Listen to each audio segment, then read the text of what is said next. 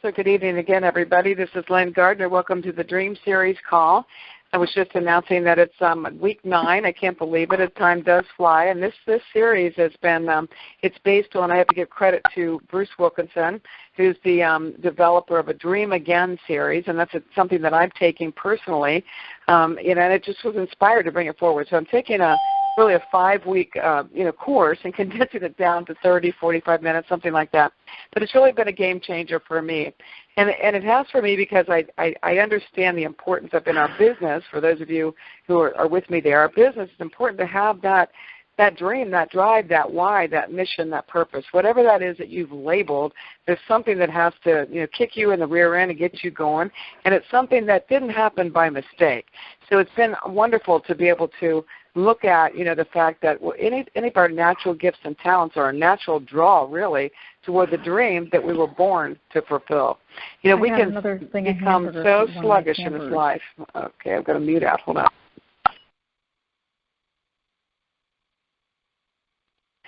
Okay, guys, so sorry about that. Somebody hadn't muted out yet. But it's so important to be able to understand that dream and understand that it really didn't come from you, and it really is identified really through your natural gifts and talents. And so if you're struggling with a dream, that's number one. You need to stop and identify the dream. Stage 1 is build the dream. If you're struggling and you're saying, I don't know what my dream is, I don't have a clue about my dream, then really, guys, to fulfill your purpose, the reason you were born, the reason you exist today, you need to understand what the dream is. And so go back to your natural gifts and talents. And I think if you, start there, you'll be able to see clearly what that dream is for you. Also, if you're just now tuning in with us for this 9th week, I want you to know that all these calls are recorded and they're up on YouTube. So you can go back and catch up and fly with us from here. So if it's your first time, that's fine. So stage 1 is build that dream. Understand it, embrace it, and realize that you were born to fulfill that dream. So we have to build that. Stage 2 is you got to get outside your comfort zone. The dream is bigger than you. It's bigger than anything you've ever seen or done. It's not too big for God, but it's too big for you. So you got to just remember who's in control, who planted the seed of the dream in the first place so you can get outside your comfort zone. And then we talked in stage 3 about border bullies. All these people on the borders of your lives, some of them are bullies. They have good intentions, but when you get outside your comfort zone, the people closest to you get outside their comfort zone, and they want you to go back where you came from. They don't understand. They have good intentions, but they try to paint a picture that will make you stop that dream, and you can't let that happen. And then we have, of course, border buddies, or just our friends in life that really don't have an impact one way or the other, and we should always be looking for a border champion. And in our business, we would call that a mentor. In life, we would call it, somebody discipling us or whatever, but somebody that's already been there, done that. They know what you're about to face. They know what you're going through. They're an encouragement. They're an accountability partner and all that. So we talked about that. And then stage 4 was we go into the wasteland. And it's a time of, it can be so discouraging. And wasteland is when most people quit. Because you see, you've embraced the dream. You've worked your way through the outside of the comfort zone. You're working your way through all those bullies. You're working hard, and you're just going at it like a crazy person, working hard, and it's not happening. Or it's not happening, the way you want it to happen, or the way as fast as you thought it would happen. And that's really a danger zone, because so many people will say, you know what, this was ridiculous. I don't even know why I'm doing this. But there's a purpose in this time, right? So we go through the wasteland, and then we have a choice. Stage 5 is, what is that choice? Do we decide, forget about it, it's too hard, I must have been dreaming, really, and I must have just thought this is what God wanted me to do? Or do we persevere? And if we persevere, we go to a place that's called Restoration Mountain. In Sanctuary Mountain. Sanctuary Mountain is a time where, you'll go through all the motions, and really it's a time where the dream giver is trying to show you it's really not in your will. Okay, I gave you the dream. You've worked through those practical steps that you need to work through, but I need to refresh you, and I need to restore you. I need to build you up for what's coming next. And so it's a choice. Do you want to go through that? And frankly, it can be very agonizing, right? Or do you want to quit? So I'm hoping that you go through Sanctuary Mountain. And when you do, there's a time of what's labeled as the still waters. And from the Lord's Prayer about, leads me beside still waters. Or at least a place of restoring you, a place of rest. Because, you see, it doesn't really matter. We need to put forth human effort toward building this dream. But it really doesn't. It's not a matter of you need to work harder or longer hours. So it's a time He's taken you where it says, okay, you haven't done it yet, so I need to refresh you. I need to restore you. And then there's another phase of Sanctuary Mountain that's called the waterfall. And the waterfall, just think of a waterfall. If you were under a waterfall, it's just so cleansing. Just basically cleansing all the stuff from you. Because you know what happens when you think, well, I had a dream and I went through all these steps, and then I'm here in this wasteland. You know who you blame? You usually blame Him for it. You just say, God, why won't you give me what I was working for? I thought you wanted me to do this. How come it's not working? And you're doing all that. So this cleansing time is a time for you really to wake up and to realize that every step you've gone through toward pursuing your dream has been a gift, including the wasteland. So along the way, though, when you're in this, climbing up Sanctuary Mountain, it's after the wasteland. You're starting to go up. You've made the choice. I am not quitting. I'm not sure what this process is, but I'm going to keep going. And you're following Sanctuary Mountain. Something or someone is going to be brought to you to help mend your heart every single time. It might be somebody close to you. It might be somebody that you really just met. They're new in your life. It could be something that you saw or something that you read. But whatever it is, you will be brought an experience that will mend your heart every single time. So whatever it is, it was sent to you to help restore you for the journey. And as that's happening, you start seeing hope, right? And you start drawing closer to the dream giver. You have a whole different perspective, in other words, of where you've been. Because you see, you didn't quit. You went through all the hurdles that it takes to chase after this dream, and then the dream giver put it to a stop. You're going to quit, you're going to keep going on. And so when you keep going on, you draw closer to the dream giver. It's a time of turmoil. It's a time that you've been in the desert, and it's a time then you needed your rest, and then you started saying, well, I'm not quitting, I'm going to Sanctuary Mountain. You've really been in turmoil, But it is definitely a time for you to continue to reach for that dream that's been given to you. So every step of the way, every step that you take and every sign of discouragement that you see, you have to remind yourself that it's not you that came up with this dream. The dream has been embedded with you. The seed has been planted by God Himself. But He's getting you ready for the dream. So really, I know it's not easy to do, but I think when we hit this place, we hit that wasteland, we say, what in the world is going on? It really, it's kind of exciting if we can keep it in perspective, because we know that He's getting us ready for the greatness that's coming. Whatever that dream is that He's planted, He wants you to draw closer to Him. You're regaining your strength. You're starting to get perspective. He sent someone or something along to mend your heart, and you feel like you're ready to run again, right? You feel like you're ready. This is great. You're giving thanks for it. But guess what? You come to another Y in the road. And you can either say, the Sanctuary Mountain's been awesome, man. I've grown so much. I've learned so much. And you can either say, I want to go all the way to the top of the mountain. I want to go to the peak. I want to go as far up, through this restoration, the sanctuary, the spiritual growth, whatever you want to call it. I want to go all the way up. Or you can say, I feel ready. I'm just going to keep on running. And you're going to end up basically repeating all the same steps all over again if you do. So, it is decision time. You feel great. You feel supercharged, right? You're restored. God gave you somebody to mend your heart or something to mend your heart, and you think you're ready. But it's really time to strive for even more. Because, you see, if you're going up to the peak, you know what happens? We have perspective like we have never had before. It's taking us to a place we've never been before. And it's almost like you can see with 20/20 laser vision, the promised land of that dream. It's so clear. It's crystal clear. You're excited. And you start to look at hindsight, and you're just so, spiritually charged, if you will, so excited, and you see things with such perception that you look at hindsight and you give thanks for all those lessons. You don't have any regrets. You're like, man, I'm so glad. I don't care. I wouldn't want to repeat what I went through, but I'm so glad I am where I am. The dream itself has never looked so grand or so significant to you than it will when you're sitting at the top of Sanctuary Mountain. That you have contentment like you have never known before. And you don't look at the pain as sacrifice anymore. You realize that no pain, no gain. You understand it all, in other words, right?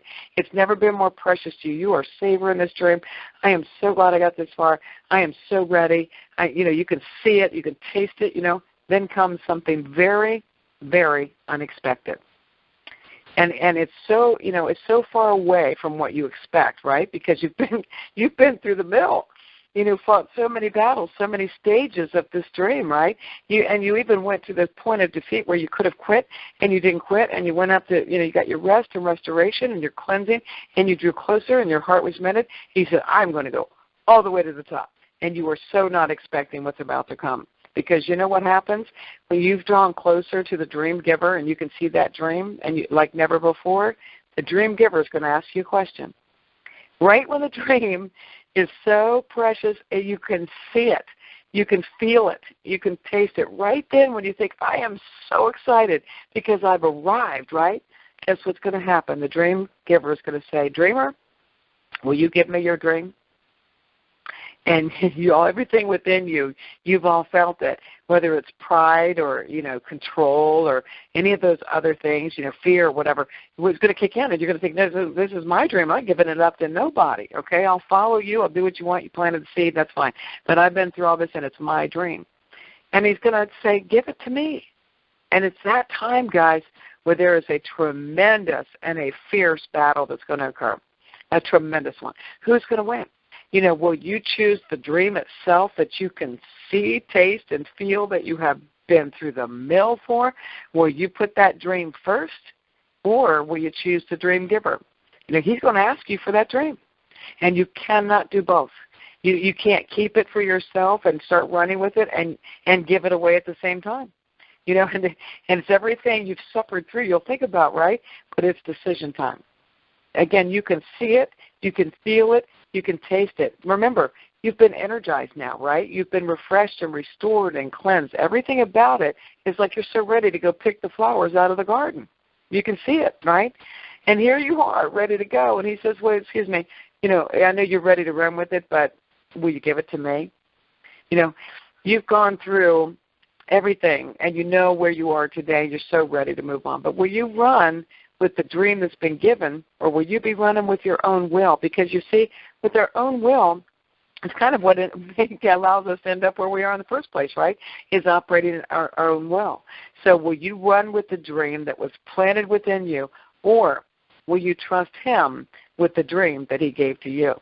Because you see, it's when you surrender that dream and everything in it and everything around it, you understand that the dream was given to you, and really the results in so many ways, although you have to practically do your part, is supernatural. You know what happens when we surrender the most precious thing in our life, and in this case we're focused on dream, right?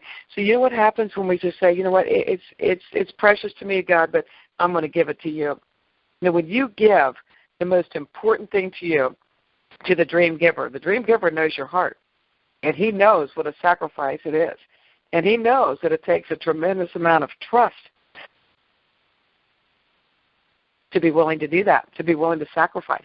He knows that. But when you do it, you will begin to see absolutely supernatural results. He will open doors and move mountains. You will see things you have never seen before. And the reward that you get by being willing to give it back to him, you know what he does? He doesn't just produce wealth for you or, allow you to accomplish this goal, if you will. He doesn't just do that. You know the way he thanks you? He hands it right back to you. But instead of being the owner of the dream, see, he's trying to put things in perspective. He's trying to be sure. He's preparing you for things bigger than you could ever imagine. And so it's I don't want to call it a test, but it's sort of a test of your will, right? So I've gotten you this far. I planted the seed. I got you. You have everything that you need. You can see it, but will you give it to me? So instead of being the owner of the dream, we become the steward of the dream. And it's really a game changer at that place. But when we do that, you know what? We're not alone, and we know we're not alone. And he wants us to know, I planted the seed. I'm going to see you through it. But, we're human, and we have strong will and strong minds, and we fight a battle spiritually every single day. We fight a battle with ourselves, with the world, and everything in it, right? But when we can get to that point, we understand that I am not alone. I didn't plant the seed. I took those steps that I was supposed to take, and I realize now that we're going to go through it together. Sanctuary Mountain, that whole stage of, will you go into the wasteland, stay in the wasteland and quit, or be miserable and die, right? Will you go into the Sanctuary Mountain? Will you start climbing that mountain? And then the next stage is, will you go to the top? Sanctuary Mountain is the only stage of all the stages that we'll go through as we're developing a dream that's an option. You have an option of all those phases. You really do. The other things that we talked about, really, you have no option. You got to overcome those things. But this is the one stage where really it comes down to your will. You have an option. You can choose to stay in the wasteland and give up. You can choose to climb Sanctuary Mountain, and you can choose whether or not you're willing to go all the way to the top, only to give it back, right? But it's when we give it back, those unimaginable things happen. And as we're proving that, we have embraced the one who gave us the dream, things are just unbelievable. We don't lose anything, but it's human nature to feel like we're going to lose, right? We give something up, we feel like we lost, right? It's kind of like we're going to go into that series on forgiveness, but, we sit there and we hold on to things and we think it matters. In other words, like in forgiveness, you might think, I'm not forgiving them. They don't deserve my forgiveness. But the one that only gets hurt is you. They don't know you haven't forgiven them, right? So we think we lose something when we give something up, but we never lose in this case. We're always winning. When you give it up is when you're really going to see, the mystery of all the miracles that can happen. We see that over and over. When we make it to this point, that's what we see. Most people don't make it there, guys. Most people quit. And so many of them won't get past any of the stages. I know there could be people on this call that you don't even know what your dream is, and frankly, you're not even putting forth the effort to find it. And then it would come to the comfort zone, like, I don't want to do that. I don't like to do it. I don't feel like doing it. Why? Because you don't understand that the dream's bigger than you. But the one that planted the seed of the dream can absolutely perform if you'll get outside your comfort zone. And then we work through all the bullies and all that stuff, right? We've got to embrace the fact that, we're on this journey, and unbelievable things are available to us if we can only get to the point. But most people do not get there. We have a new understanding and an appreciation of our role in the dream when we get there. And that's really the deal breaker. It's his dream for his purpose. And if you don't ever get anything out of these calls, then this one thing, I want it to go within your soul, that the reason there's a reason you're here. You just took a last breath and you just heard my last words because you have a purpose in this life. And so it's your choice. You're going to fulfill your purpose, or are you just going to, let it die? It's his dream for his purpose. It's not for your purpose. And you're going to get a lot of benefit out of it, especially as we talk about building a dream. And frankly, most dreams that we're talking about are going to have a financial tag to them, right? But it's always for his purpose. We just get to run with the ball. But as we reach that peak and as we experience all that we can, if we get that far, what else happens? It's really what he wants in the bigger picture, in the bigger scheme of things. When we can get to that point, but we've gone through all this, we finally see it, taste it, feel it, and turn it over. He gives it back to us and said, let's go. We're going to beat this thing, right? You know what happens? We begin to give him all the glory for it all. You see it and hear it with leaders in our business over and over and over. You'll see it, and it looks supernatural. I spent the day yesterday with some of our leaders, and as I consider, Romy's story, it's supernatural, guys. It's not just in Romy, right? He works on his mindset. He did all these things. He did his dream. He did his comfort zone. He did the 4 stages of the people. He went to the wasteland. He's done it all. And then it becomes supernatural. But you'll see these people give glory to God.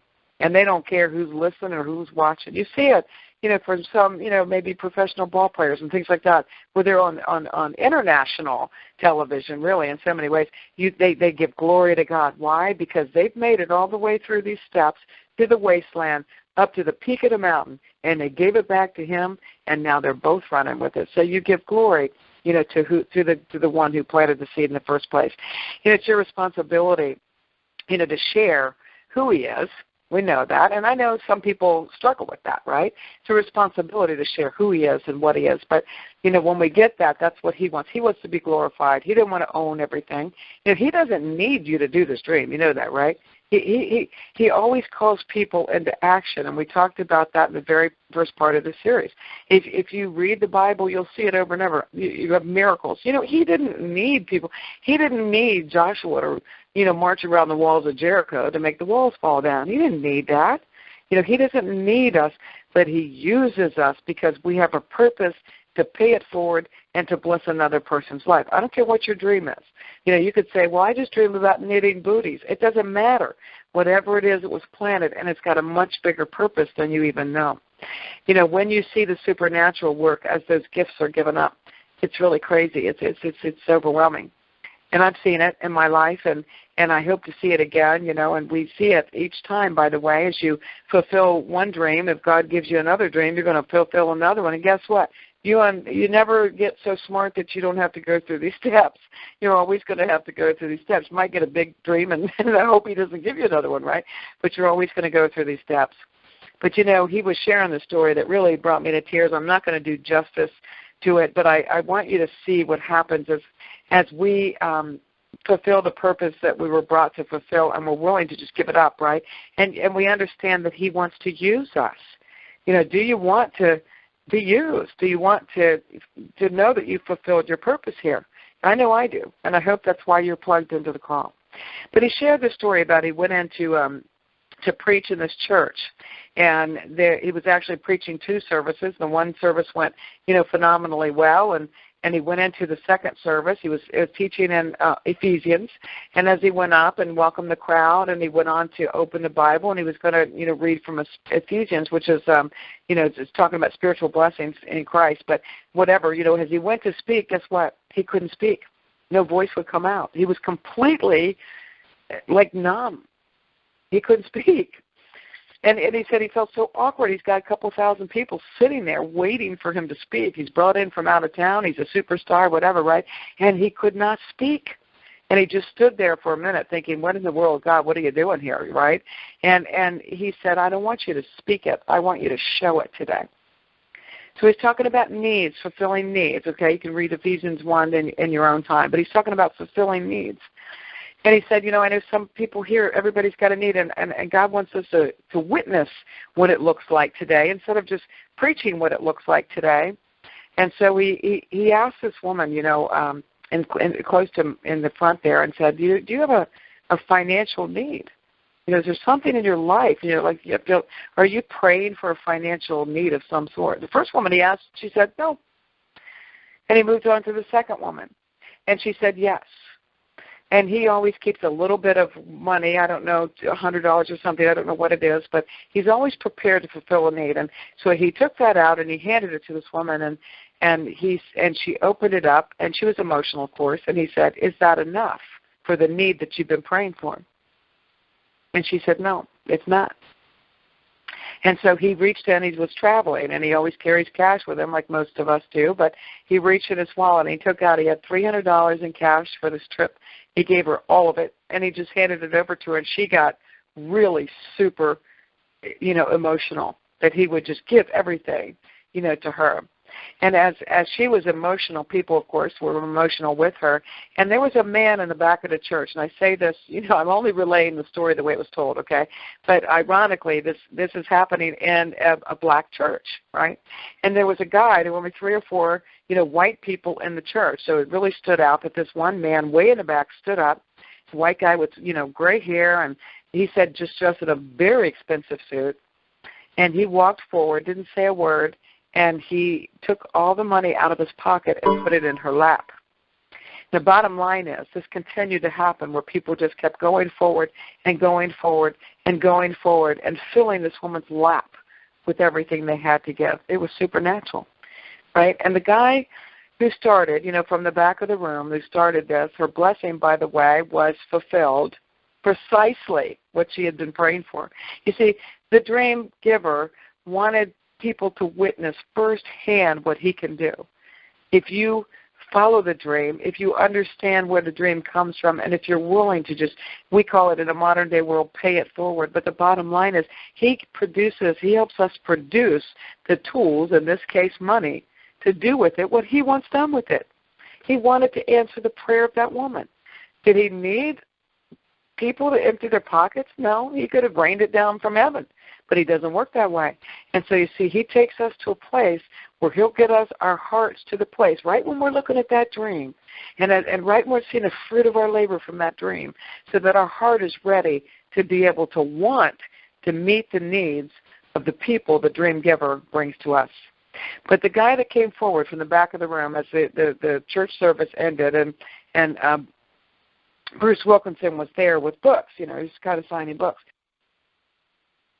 And the guy waited till the end of the line. He came up to him and he said, I don't want your book. I already read your book. And he said, that book changed my life. And he said, I was headed to my church this morning. But when I got up this morning, I did what you said, and I prayed, God, give me somebody today. Bring somebody into my life today. You see, that's what he wants. That's the point he wants to get us to. Bring somebody into my life today, Lord. And he said, as he was driving to his church, he was drawn. He was told where to go. He needed to go to that church. And he struggled with it a little bit. God, I want to go to my church. And God said, no, you're going to go to that church. So here he is in a couple thousand-member church, right? Very few white people, and I hate to call attention to that, but I want to show you that it was a big deal, that he was obedient. And he went in not knowing what was going to happen. But he knew beyond a shadow of a doubt that God directed him there, and he directed him there to be a part of this whole thing coming into eyewitness view, not just head knowledge and heart knowledge. God wanted his people to see what happens when you're willing to follow that dream. And if you can get yourself from the wasteland, don't quit. Do not quit. If you can make yourself suffer through it and work through it and go to that sanctuary mountain and be refreshed and be restored and be cleansed and be brought somebody or someone or something to your life to help mend your heart and be willing to go all the way to the top, only to be willing to surrender it to him, and then he gives it back. Are you willing to do that? It's a process. But he wants to, no doubt about it. It's a dream that's given to you individually. He could have given that dream to any one of us. I got my dream, you got your dream. It's not the same dream, and it's not for the same purpose. It's for the same dream giver, but it's not for the same purpose. And so you can't compare yourself and wonder, why isn't my dream like his dream or her dream or whatever? Because whatever it is, he planted it. But he only wants you to be willing to give it back to him. So will you be willing to do that? Because he wants to be glorified in it all. So there's some things that we need to remember, and that is that we do get to that spiritual point where you'll hear me say sometimes that it's, talking about my faith is as natural to me as breathing. And it's true. I don't think about it. I'm his child and he's my father and we are one and we're in this thing together and I'm spiritually, that's where I am. But he wants to be glorified, So we need to be sure that as we're going along the way and as we're fulfilling this purpose of ours and as we're opening our hearts to who does he want us to help today, we need to remember to communicate that God is involved throughout our entire conversation with whoever we talk to. So if you're stepping out and you are ministering to somebody or you're meeting a practical need, you have to ask them, do you understand that God has answered your prayer? You were praying for this. Remember we shared last week about the guy whose truck was stolen and everything. He was praying, God, I need to get home. So it's important that you call attention to the fact that people are praying and looking for an answer. When you're able to fill that need, you need to remind them, hey, you don't thank me. You were praying for the answer, and I'm just a vessel that was used to fulfill it. You need to communicate your appreciation for God's heart. You'll probably find the perfect moment to make another link to God's involvement, just by saying something like, wow, isn't it amazing how God brought us together? Isn't it amazing what we're experiencing together, this breakthrough? Aren't you just so grateful, that God brought us together? You call attention to the fact that nothing happens by accident. If you're eager not only to fulfill the dream, but to pay it forward, to do with the means that he provides for the purpose that he calls, right? And then we need to ask them, to thank God for it too. Give him credit. Because you only took a last breath there, guys, because he gave it to you. He can call that breath. The Lord gives, the Lord taketh away. So he we need to be sure that we're giving thanks and invite that other person to give thanks. Call attention to that dream giver, and call attention to the fact that they were praying for an answer, and God brought it to them. It was interesting. He shared a story about how he was on a flight. He's a funny guy. And he went on this flight, and it had been a long, time of ministry, and he was exhausted. And he gets on his flight. He was so happy because, it wasn't a full flight, and he managed to get, seats on both sides. And he's all sprawled out. It's going to be a long flight. And he sees this guy that got up, and he started heading back his way. And he's thinking, please don't sit down. Please don't sit. We've all been there, right? I remember before I was a Christian, I traveled a lot, and I would think, oh, please don't put a Jesus freak bed next to me, But he's just like, he's tired, right? He was tired. And so he's like, please don't sit down. The guy went back to the restroom, and then when he came back, out of the restroom, he paused at that aisle because he saw Bruce sitting there with his Bible. And the guy told him, he said, I've been sitting there with my Bible open. I've been reading Proverbs, and I've been asking, for 2 answers. I need some answers for my business. And so as it turns out, he sat down. And Bruce said, well, if you got the answers, would you even believe, that it had been answered? Do you even trust him to give you you're sitting there praying, you're in some sort of crisis, you ask him for help, but do you even trust that he's going to give it? Guys, if you don't trust, it's probably not going to come, right? So he confronted him on that, and so he said, tell me what your problems are. Now, Bruce is an amazing, disciple. He's an amazing trainer. He's a gifted speaker, a gifted writer, but he's not a businessman, right? And so this guy had I think he said a heavy equipment construction company, and he had 2 big problems. And he said, well, this is my dilemma. Now, Bruce has no experience with any of this. And as soon as he shared the dilemma, Bruce started writing notes. He said, this is what you need to do. And as soon as the guy saw it, he said, oh, my goodness. I mean, it was like a revelation. He said, I can't believe it. That's exactly what I need. That's the answer. That's what I need to do. That's what I need to do for my business. And he said, yeah, but you didn't even trust. You asked him to help you. You didn't even trust that somebody actually went, I don't have any experience with this. God gave me your answer. He used me to help you. Guys, don't you want to be used like that? I mean, what a fulfilling life. Or do you want to come to the end of the road and you paid your bills and you never really, had the nerve to step outside your comfort zone and pursue the things that God planted within you? Do you really want to get through this journey and feel like you have wasted your life? Or do you want to build up the treasures that we know, that we've already talked about in previous sessions? Do you want to build that up and be all that you can be for the one who created you? And so you see, it's a process. We went through the wasteland and we looked at Santuary Mountain. I don't know if you've ever been there or not before. I have. And I can tell you the rewards are unbelievable. So, but it's always a choice. All those other things, if you want to pursue your dream, that's not a choice. But when you get to Santuary Mountain, if you want to, it's a choice.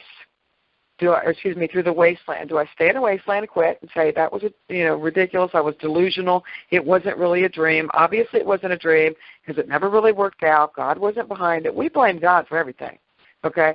But the wasteland has a purpose, and it's to draw you closer to where you're supposed to be. So will you surrender to the wasteland and quit, or will you say, well, I'll go up there. Yeah, I'm going to go up there. I want to go up to Sanctuary Mountain and get my, be refreshed and revived and restored and cleansed and grow closer and all that. And then will you have the nerve to keep on going to the peak? Because it's at the peak you're going to be asked to give it all up, only to be able to fulfill what it's supposed to be in the first place. It's a beautiful journey. But is it one that you're willing to do? Only you can answer that, guys. I can't answer it for you. I wish I could, but I can't. So now I'd like to open it up, guys, and just see if you have anything that you would like to share, any comments, questions. I hope that I've been able to bring some, some logic into all this. I believe that you can push *6. I did mute the lines out here. So *6 to come back on. If I don't hear from you, then I'm going to unmute all the lines again, so you have to bear with me there. So anybody, *6, you can come back on the line.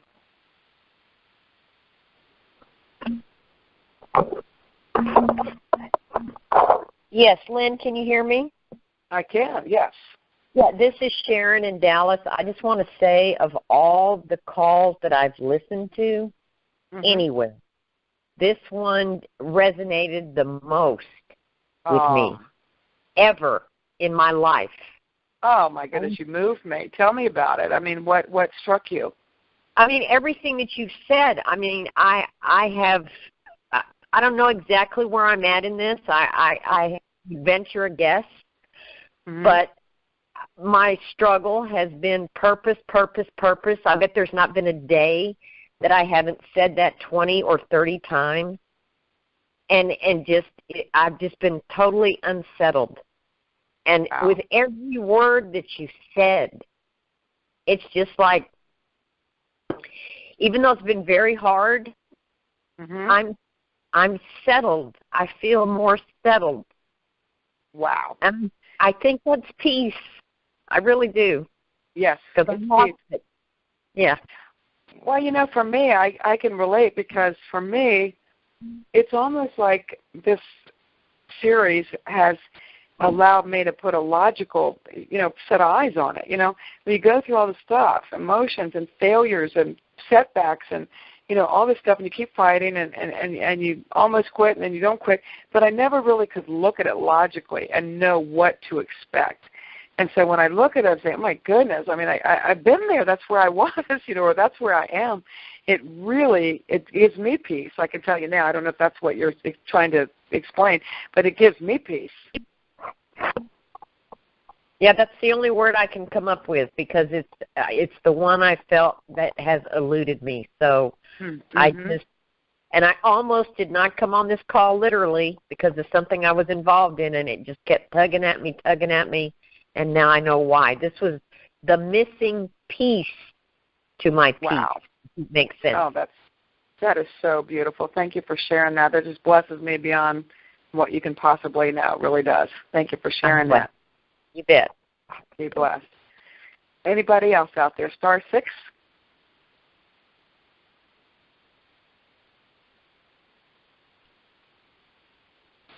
While you guys are thinking whether you have the nerve or not to come on, *6, I want to read Ephesians 1, that I mentioned and said you can read it in your own time, but I think it'll resonate while you're thinking about it. And it says, it's Ephesians 1, 15 through 19. For this reason, ever since I heard about your faith in the Lord Jesus and your love for all God's people, I have not stopped giving thanks for you, remembering you in my prayers. I keep asking that the God of our Lord Jesus Christ, the glorious Father, may give you the spirit of wisdom and revelation so that you may know him better.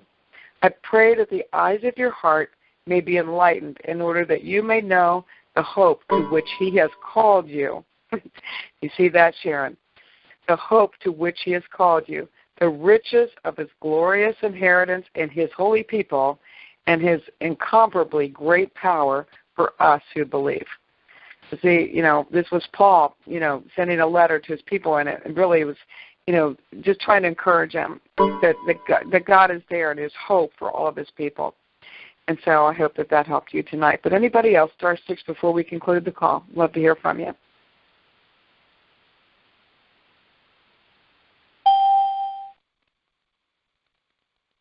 Anybody else?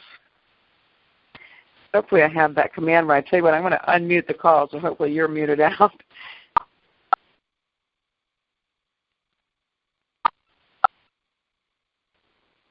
Okay, everybody's unmuted at this point, so if you're muted out, you're on your own phone.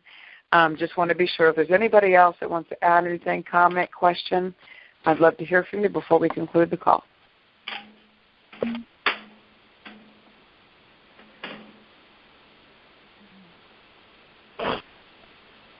Okay, guys, well, I just want to thank you for being here, and I know that at least a couple of us that this is really touching. It's definitely touching my heart, and I thank you for your patience as I try to bring, 5 days worth of lesson into a short lesson for you.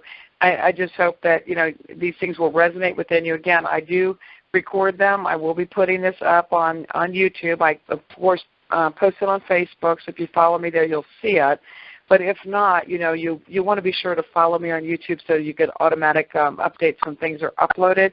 You'll find me on YouTube at Lynn Gardner and Magic Kangen. So if you just Google that, on YouTube, you'll find me. And just, I think it's the upper right-hand corner, you can subscribe to the channel so you don't miss anything. So you can always go back and revisit these messages. If there's one that really resonated with you, go back and revisit it. And if you've just now, this was your first call tonight, it looks like we might have had a couple people first call, and you're kind of feeling a little bit lost. I try to thread it together so you can follow. But definitely go back and listen to the other Dream Series calls that are on YouTube. It'll catch up. I'll see you guys next week, Monday night at 7 o'clock, and be blessed. You guys keep going. Don't quit. Don't you stop in that wasteland. Just keep going because the rewards are great. You be blessed, guys. Good night. Bye.